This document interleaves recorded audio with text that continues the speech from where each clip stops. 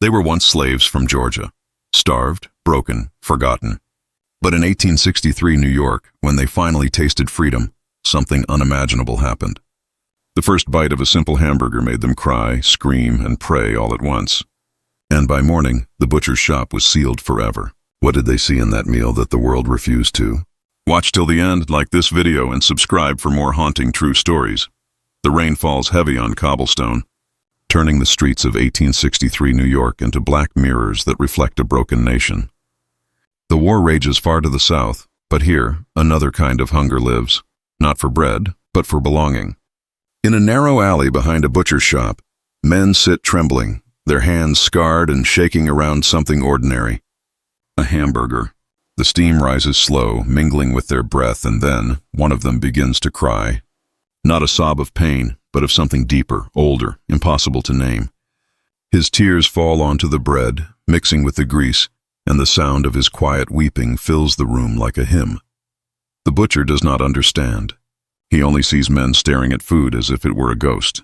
Outside, bells ring, crowds shout, and freedom is declared in speeches and parades. But here, inside this dim little shop, freedom tastes like sorrow. It smells like smoke. The narrator's voice cuts through the silence. They say freedom makes a man whole. But what happens when freedom reminds him of everything he has lost? The camera lingers on the table, on the untouched food, on the cracked hands that once built the world but never fed themselves. The light flickers, the sound of a faint hymn drifts through the air, and then a single question rises, quiet but sharp enough to pierce the night. What if the first taste of freedom was never meant to heal, but to haunt? The lantern burns lower. The image fades to black. The story begins. New York, 1863. The city breathes in smoke, fear, and iron. It is a place divided by war and by the quiet cruelty of survival. The air tastes like soot and blood, and from the docks rise the smells of rotting fish, sweat, and coal. Men shout in a dozen languages, each voice fighting to be heard above the noise of progress. But beneath that chaos, hidden among the shadows, are those who came from far worse, men whose freedom is so new it still bleeds when touched. They came from Georgia, walking roads once patrolled by masters, following the whispers of an idea they could barely believe in, freedom. The war had pushed them north. 5 men, thin, barefoot, their backs scarred with the story of every lash they survived. They carried no possessions, only fragments of prayer and the quiet hope that somewhere no one would own them. The city was cruel, but it was different. No whips cracked here, but the eyes that watched them still carried the same cold weight of judgment. Children pointed, women crossed streets, and yet they kept walking, drawn by the scent of something familiar and the promise of warmth. They found work at a butcher's shop near the docks, run by an old immigrant from Hamburg who spoke little English and less kindness. But he gave them food, paid them in coins that felt too heavy to spend, and let them sleep behind the shop where the walls sweated from the heat of the smokehouse. It was a strange kind of safety, one that smelled of blood and salt and iron. At night, they lay on the floorboards, listening to the butcher hum old songs in his language, the sound carrying through the thin walls like a lullaby for ghosts. One evening, as the wind outside howled with the coming storm, the butcher called them in. He pressed together scraps of meat and bread, something simple, something he had made for himself since his youth. He placed the food before them without ceremony, grunting only, "Eat." The men stared, uncertain. The smell hit first, roasted fat, salt, and smoke. It filled the room with a warmth they had not known since before their chains. For a moment, they were silent. One man lifted the bread and froze. His eyes glistened, unfocused, as if seeing something that no one else could. Then another's lips began to tremble. A tear fell. One of them whispered, "It smells like the master's kitchen."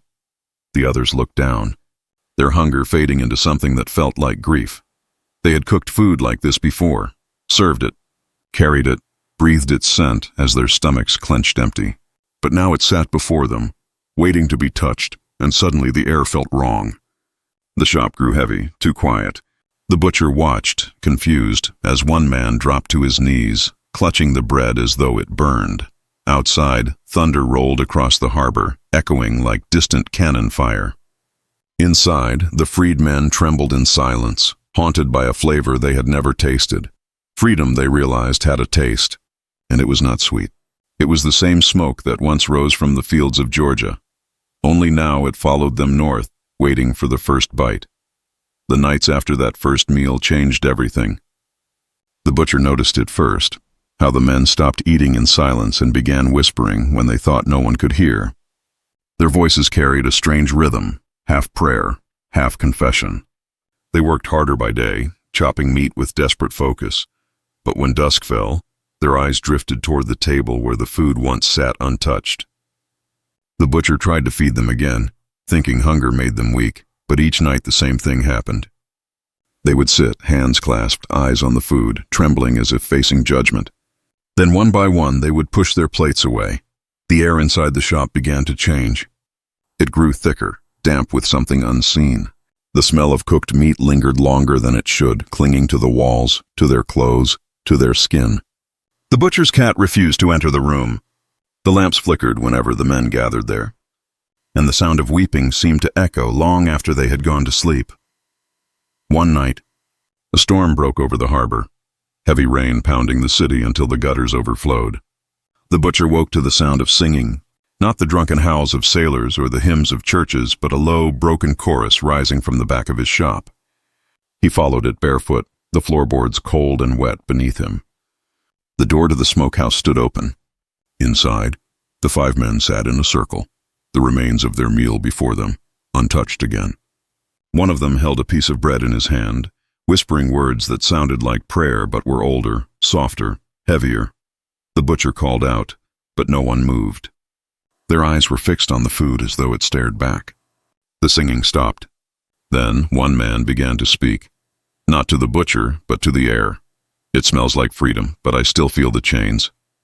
Another nodded slowly. "When I close my eyes, I hear the whip. I see the smoke. And this," he pointed to the food, "this is the same smell." The butcher backed away. The light in the smokehouse seemed wrong, dim but flickering as if coming from beneath the floor. When he turned, he saw shadows moving across the walls, though the men sat perfectly still. Then came the sound, the soft rattle of metal dragging over wood. The butcher ran. By morning the storm had passed, but the shop felt colder. The men said nothing. They worked in silence, eyes hollow, movements slow. When the butcher tried to speak, one of them looked up and said quietly, "We are not hungry anymore." That night, the singing returned. Neighbors began to whisper that strange noises came from the butcher's place after dark. Voices not quite human, songs that rose and fell like mourning. A delivery boy claimed he saw smoke seeping from the floorboards even when the ovens were cold. No one believed him, not at first. But then the smell began to spread through the alley. That same thick, heavy scent of roasted meat and wet earth. The butcher stopped sleeping. He started locking the doors at sundown, praying that whatever had awakened in those men would quiet. But deep down, he knew what he had seen in their eyes. A hunger not for food, but for something long buried and never forgiven. And from that night on, he swore the table never stayed empty. Even when he cleared it, each dawn he found the plates returned, and the food still warm. By the time the city learned of what happened inside that butcher shop, the story had already twisted into myth. The newspapers mentioned nothing of hunger or grief, only that the shop closed overnight, the owner vanished, and the windows were found blackened as though smoke had poured from within. No fire had touched the place. Yet every board, every brick carried the smell of something burned. The following morning, a police officer who broke open the door described the air as thick with salt, grease and sorrow. He refused to enter again. Decades later, a historian digging through old municipal archives uncovered a box labeled Dock District, 1863. Inside lay a single page from the butcher's ledger. The last entry read, "Fed the Georgia men again. They thanked God, but none swallowed." The handwriting trembled as though written by a shaking hand. There were other fragments too. A letter from a dock worker who claimed he heard singing without words, drifting through the fog that night. And a police note describing 5 colored men found collapsed. No injuries, eyes open, unresponsive. The report ended abruptly, ink smudged by a dark fingerprint. When a restoration crew reopened the site in the early 1900s, they found something else. Under the wooden floorboards of the back room lay 5 metal plates, neatly stacked, each still holding crumbs of blackened bread turned to stone. Beneath them, embedded in the dirt, was a rusted meat hook bent in half, as if by enormous force. One worker swore that the soil beneath it was warm to the touch, even though the room had been sealed for half a century. Modern scholars tried to explain the phenomenon. Some argued the men had suffered collective trauma, flashbacks triggered by the smell of cooked meat. The brain, they said, holds on to suffering more tightly than relief. Others believed it was something else entirely, something spiritual that defied language. A psychologist wrote that the first true act of freedom for any enslaved soul was not escape, but remembering, and sometimes remembering is unbearable. But there was one piece of evidence that resisted reason. In the late 1930s, a journalist named Nora Vale claimed to have found an old diary belonging to the butcher's wife, who had fled New York after her husband's disappearance. The final page described her husband's last night alive. She wrote, "He said they were singing again. He went to them. The sound grew louder. I heard the plates break, then silence. When I opened the door, only smoke came out. It smelled like iron and rain. The shop was empty. No trace of the men or the butcher was ever found. The foundation of the building remains buried under a modern cafe now, its basement sealed off. Yet some nights workers claim they hear faint tapping beneath the tiles, like someone knocking on iron from below. The smell of roasted meat fills the air, though no kitchen fire burns. It is said that the floor hums softly, a heartbeat trapped in stone, the echo of men who once sat before a meal too heavy for any soul to bear. For months after the shop was sealed, the neighborhood along the docks seemed to rot from within. The scent of salt and smoke clung to everything, not foul, but sickly sweet, as though grief itself had a taste. Those who lived above the shuttered butcher shop said they heard noises at night, slow footsteps, murmured prayers, the faint scrape of a chair moving across the floor. One woman claimed she woke to the sound of men quietly crying beneath her feet. The police dismissed her story, yet by morning her floorboards were stained dark, as if something had seeped up from below. The butcher's name began to fade from memory, but the stories of the Georgia men refused to die. Some said they had been seen walking along the docks in the fog, barefoot and thin, their heads bowed. Others swore they appeared in alleyways near taverns, begging not for money, but for silence. The city's priests began to receive confessions from sailors who said they saw ghosts by the river, men singing hymns that no one alive should know. One priest, trembling, wrote that when he entered his church one dawn, he found the words, "We have eaten, and it is enough," carved into the altar wood. In the years that followed, the building changed hands again and again. No tenant stayed longer than a season. The workers complained of heavy air, of whispers rising from the cellar, of doors that refused to stay open. Some fell ill, fevers that made them sweat and weep as if mourning something nameless. The doctors called it dock sickness. The locals called it the hunger. What no one could explain were the dreams. Every person who lived or worked there described the same vision: a table covered in simple bread and meat, steam rising from plates untouched. Around it sat 5 silhouettes, motionless, heads bowed. In the dream, the air smelled of smoke and rain, and the listener always woke with tears on their face. The dream came to the children too, though they had never heard the story. They would wake crying, whispering, "They are still hungry." The longer the legend persisted, the heavier its weight grew on the city's conscience. Churches spoke of sin that cannot be absolved, of grief that passes from one generation to the next. A scholar once wrote, "The Georgia men became the embodiment of what America could not digest, its own cruelty." And perhaps he was right. For every attempt to rebuild that corner of the city ended the same way: walls collapsing, foundations cracking, the smell of meat returning with the first rain. No one knows what became of the souls that once gathered there. Some believe their sorrow seeped into the ground, into the bricks and the river itself. Others say their tears turned the earth sacred, and that the spot where they first wept now hums faintly when the wind moves through it. To walk past that place even now is to feel a weight pressing on your chest, as though someone unseen is standing just behind you, waiting, still hungry, still remembering. And every few years, when the rain comes heavy and the city sleeps, the smell returns. Not smoke, not fire, but something softer, older, like grief that refuses to die. By the time the 20th century arrived, Hollow Dock Street had become a place people crossed themselves before walking past. Reporters, historians, even theologians came chasing what they called the hamburger haunting. Files gathered dust in police basements, sketches of the cellar, witness accounts written in uneven hands, and one blurred photograph taken in 1907. It showed the interior of the butcher's old shop, long since gutted, but in the center of the frame there appeared a faint circle of light hovering over the floor, like steam rising from something that should have been long cold. The photographer swore the air had tasted of iron. The first theory was scientific. A medical historian proposed that the Georgia men suffered what modern psychiatry would later call collective trauma recurrence.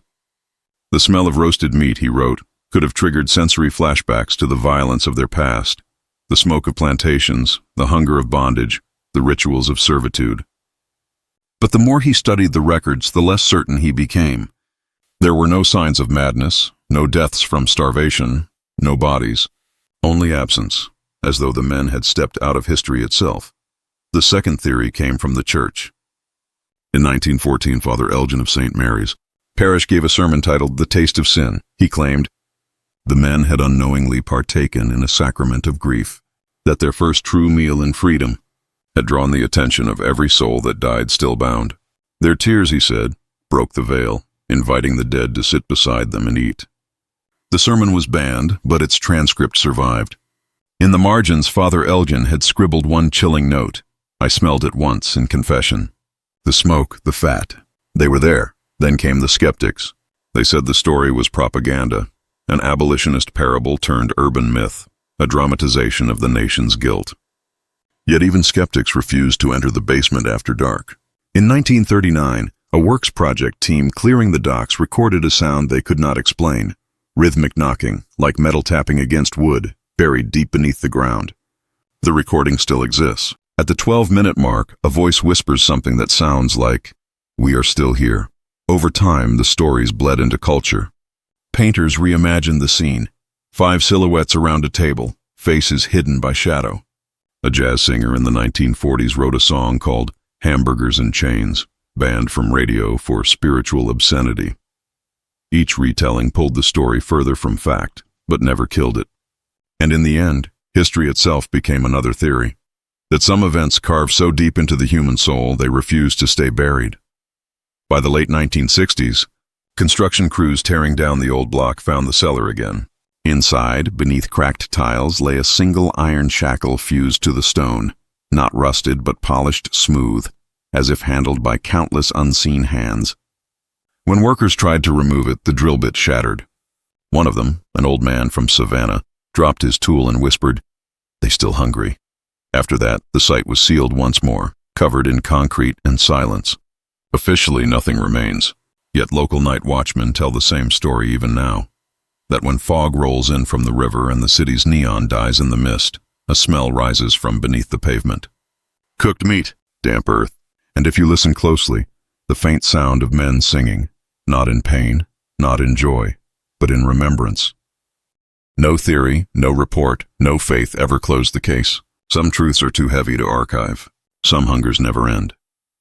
Today, the corner of Hollow Dock Street looks ordinary.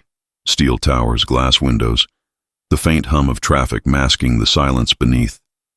No one remembers the butcher's shop. No plaque stands to tell the story. Yet every so often, something in the air changes. A breeze shifts from the river carrying the scent of rain, metal, and cooked meat. It drifts between buildings, invisible but undeniable. Someone always stops, frowns, and looks down at the pavement, as if something below has just whispered their name.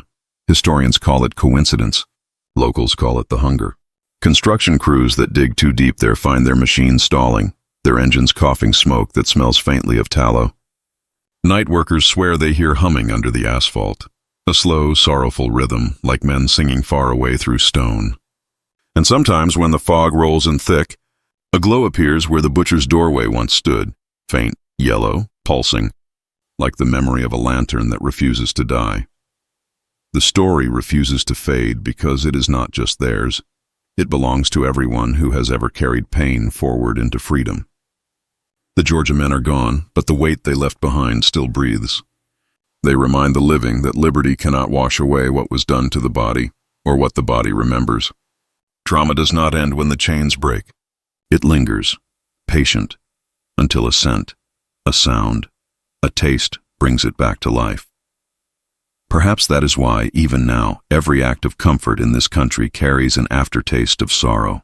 Every bite of sweetness hides a trace of smoke. Freedom came, but it came too late for too many, and the world has never stopped grieving for it. The ghosts beneath Hollow Dock Street are not angry. They are remembering. They are waiting for someone to look down, to smell what they smelled, and to finally understand. The camera lowers slowly to the wet street. A hamburger wrapper drifts across the asphalt, catches in a drain, and vanishes.